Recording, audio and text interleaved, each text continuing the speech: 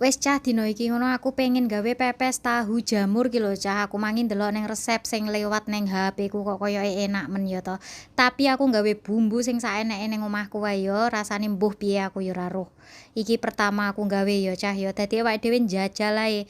Jenenge wong wedok kudu pinter njajal, njajal-njajal iki jamure ya eneke jamur ngene iki ya cah ya. Dadi saeneke ae sing tak masak iki kok kaken ditutup ki nyapa to jane? Astagfirullahalazim. Ya pokoke ngono kuwi lho cah wacanen niku pas aku ki ngetik pengen ngetik ikune lho apa jenenge tulisane kan wis enek to iku ki ra usah ngrungokne aku wis wacanen tulisane iku tok ae. Lah kok aku ki kok karo nesu-nesu ki piye ora roh aku penting diumbah ya cah ya godhonge. Godhonge diumbah karo dilapi sing resik bene nyapa bene ora enek kuman-kuman sing menempel ya to. Terus mari ngono ungkusana cah, digawe apa kok diungkusi ya bene ayu ngono lho. Nah, iku mangke aku asline lali nglebokne tomat cah. Kalian ngerti apa ora iku rong enek tomate tapi wis tak lintingi ya toh. Tapi endinge tak kei tomat ya cah ya. Nah, terus mari ngono dikapakne dikukus. "Nyapa Mbak kok kukusanmu cuwilik metisil?" Ora enek, mbokku ki ra duwe kukusan sing apik cah tak omongi.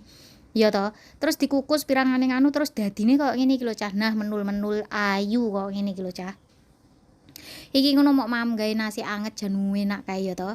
Makmen gawe nasi anget, gawe tangan, gak usah gawe sendok ya to. Jan iki tambah enak suwedep iki. Tenan sumpah lek pengen pedes tuambah ono neh lombok ya.